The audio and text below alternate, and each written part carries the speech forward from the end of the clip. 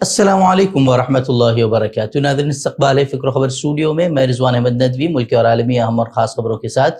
تو ناظرین، اس وقت کئی سارے اہم خبریں جو آپ کے سامنے رکھنی ہیں، خاص کر غزہ کے تعلق سے وہاں کیا حالات ہیں۔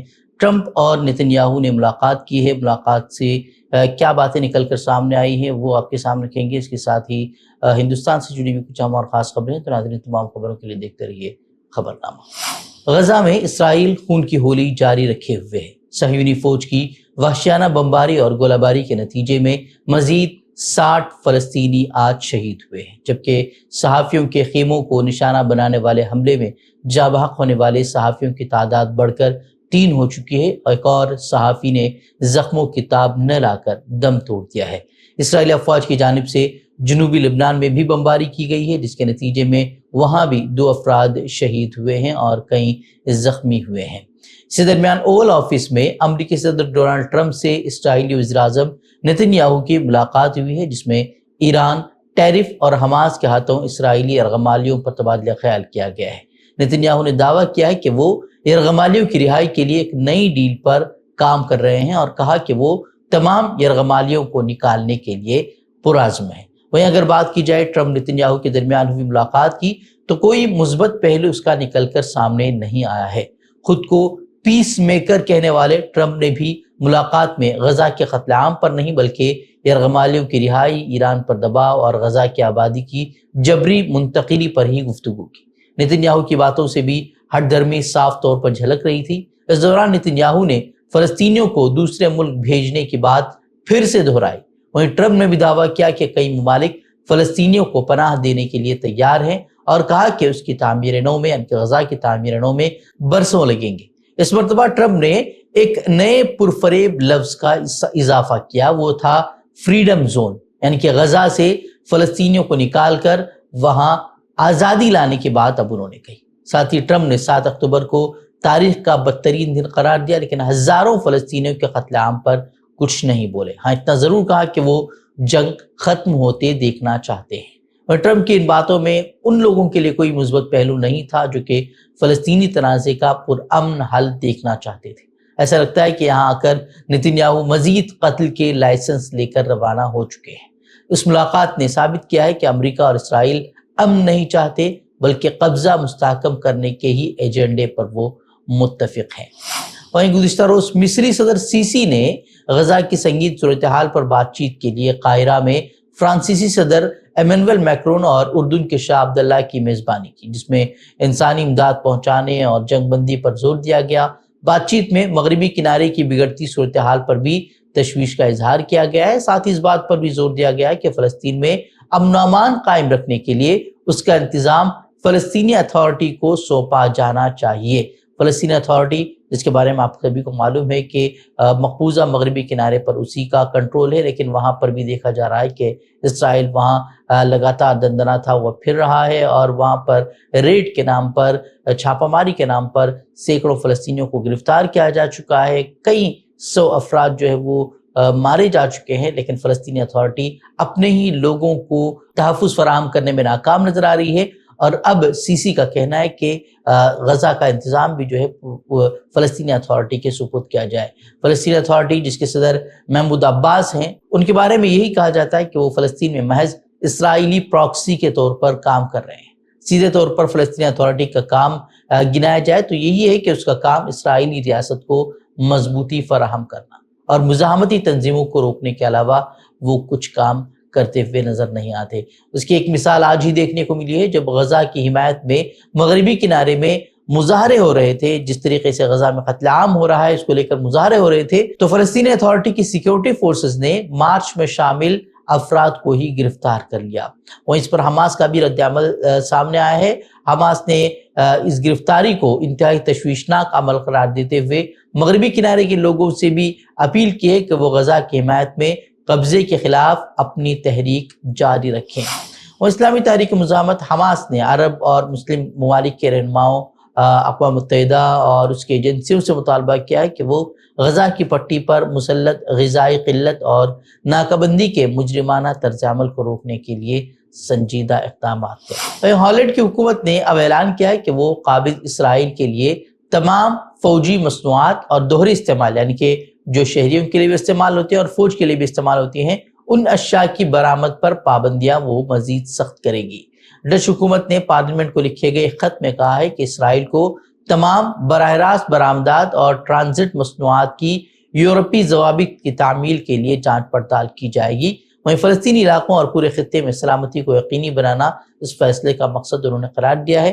ہالینڈ کا یہ فیصلہ ظاہر کرتا ہے کہ یورپ کے کچھ حصے انسانی حقوق کے دفاع میں بیدار ہوتے ہوئے نظر آ رہے ہیں، مگر مؤثر عالمی اقدام اب بھی ندارت ہے۔ وہ یمن کے انصار اللہ تنظیم نے اعلان کیا ہے کہ اس نے مقبوضہ فلسطینی علاقوں میں یافا علاقے میں ایک فوجی ہدف کے خلاف فوجی آپریشن کیا ہے۔ ایک اور آپریشن انہوں نے بحیر احمر میں 2 امریکی تباہ کن جہازوں کو نشانہ بنا کر کیا ہے۔ انہوں نے زور دے کر کہا ہے کہ حوثی فورسز یمن کے عوام کے خلاف جاری امریکی جارحیت اور جرائم کے جواب میں اور غزہ کے عوام کی حمایت میں بحیر احمر میں دشمن کے جنگی جہازوں کو نشانہ بناتے رہیں گے۔ وہیں غزہ پر جارحیت بند ہونے اور محاصرہ ختم ہونے تک انہوں نے اپنے حمایت جاری رکھنے کا اعلان کیا ہے۔ امریکہ کی متعدد یونیورسٹیوں میں زیر تعلیم تقریباً 450 بین الاقوامی طلباء کے ویزے بغیر کسی پیشگی اطلاع کے اچانک منسوخ کر دیے گئے ہیں، جس پر تعلیمی اداروں اور انسانی حقوق کے کارکنوں نے گہری تشویش کا اظہار کیا ہے۔ ذرائع کے مطابق ٹرمپ انتظامیہ ان طلباء کو نشانہ بنا رہی ہے جو کہ فلسطینیوں کے حق میں مظاہروں میں شریک ہوئے تھے، تاہم کچھ طلباء ایسے بھی ہیں جن کے ویزے منسوخ تو کیے گئے ہیں لیکن انہوں نے کسی مظاہرے میں حصہ نہیں لیا تھا۔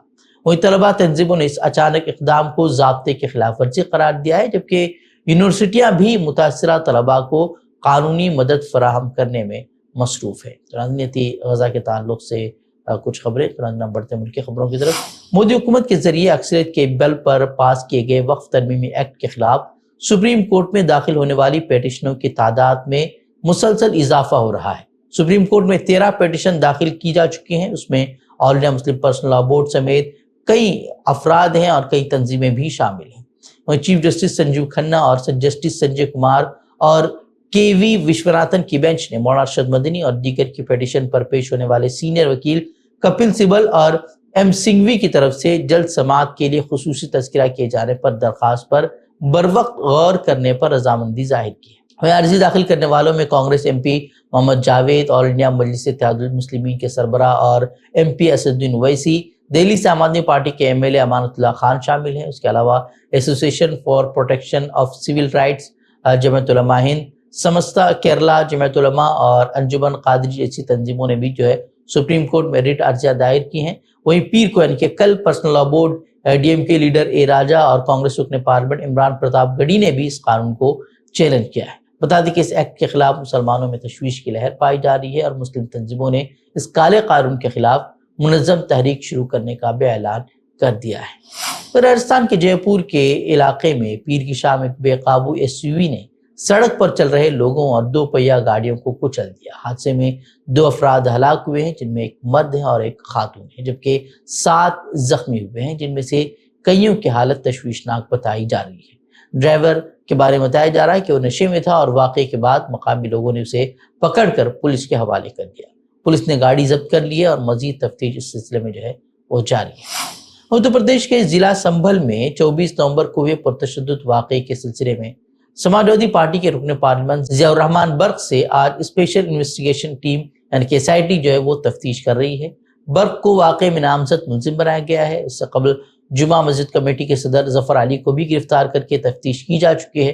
پولیس کا دعویٰ ہے کہ یہ ہنگامہ ایک سوچی سمجھی سازش تھی جس میں برق کے کردار کی بھی جانچ کی جا رہی ہے، ساتھ ہی ان کے مکان کی تعمیر سے متعلق بھی کارروائیاں کی جا رہی ہیں، جن میں غیر قانونی تعمیرات کے الزامات کی تحقیقات کے نام پر انہیں ہراساں بھی کیا جا رہا ہے۔ جہاں تک سنبھل تشدد کا تعلق ہے، ہر کوئی جانتا ہی ہے کہ اس تشدد کے لیے آخر کون ذمہ دار تھا، کیوں تشدد بھڑکا اور اس کا فائدہ آخر کسے ملا۔ لیکن جب انتظامیہ حکومت کے ساتھ مل کر اقلیتوں کے خلاف کارروائی شروع کر دے اور تشدد کے نام پر 5 قیمتی جانیں پولیس کی فائرنگ میں چلی جائیں اور جانوں کے ضیاع کے لیے بھی پولیس مسلمانوں کو ہی مورد الزام ٹھہرا کر ان کے خلاف بھی کارروائی کرنے لگے، تو پھر سمجھا ہی جا سکتا ہے کہ پس پردہ کیا کیا کھیل کھیلے جا رہے ہیں۔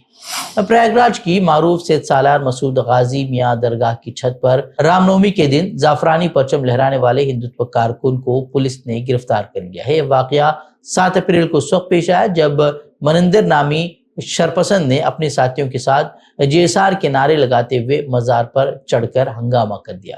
پولیس نے ماحول خراب کرنے اور مذہبی جذبات مجروح کرنے کے الزام میں کیس درج کر کے ملزم کو جیل بھیج دیا ہے۔ واقعے کے بعد علاقے میں کشیدگی کے پیش نظر سیکیورٹی جو ہے وہ سخت کر دی گئی ہے۔ 7 اپریل کو یعنی کہ کل عوام کو مہنگائی کا دوہرا جھٹکا لگا۔ صبح پیٹرول ڈیزل مہنگے ہونے کی خبر آئی تو اس کے بعد دوپہر گھریلو LPG سلنڈر کی قیمت میں 50 روپے اضافے کا اعلان کر دیا گیا ہے۔ کانگریس نے اس اقدام کو عوام کے زخموں پر نمک پاشی قرار دیا ہے۔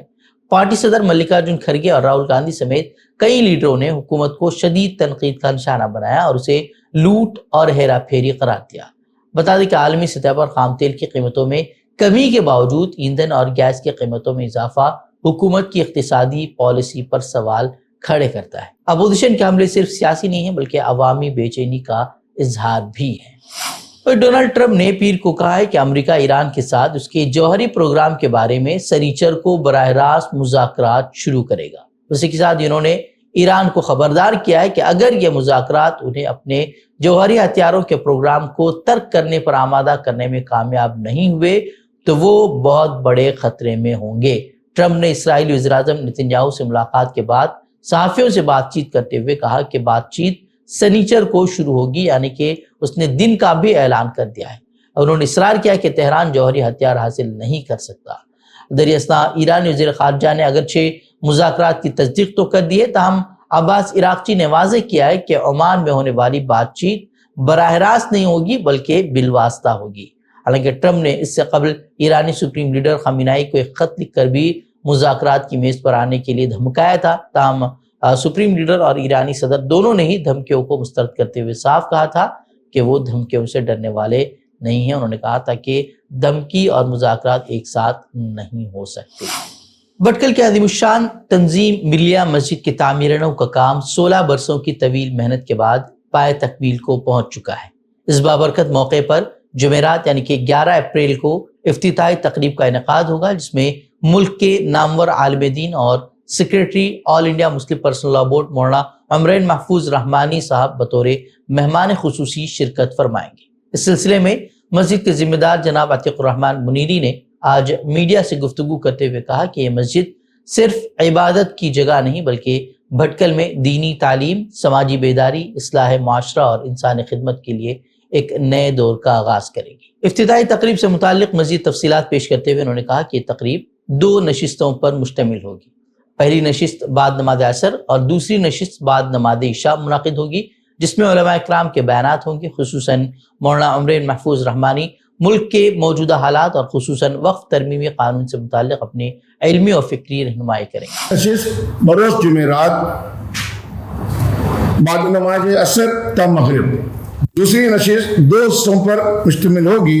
پہلے حصے میں قرائے کرام مظاہرات پیش کریں گے، اس کے بعد مجلس اصلاح تنظیم اور All India Muslim Personal law Board کے اشتراک سے خصوصی پروگرام ہوگا، جس میں مہمان خصوصی اور دیگر مقررین کے حالات حاضرہ خصوصاً وقف بورڈ کے تعلق سے بیانات ہوں گے۔ اگلے دن بروز جمعہ بعد نماز جمعہ مہمان خصوصی حضرت مولانا عمرین محفوظ رحمانی دامت برکاتہم کا خطاب بھی اسی مسجد میں ہوگا، لہذا تمام حضرات سے جمعی پروگراموں میں شرکت کی درخواست ہے۔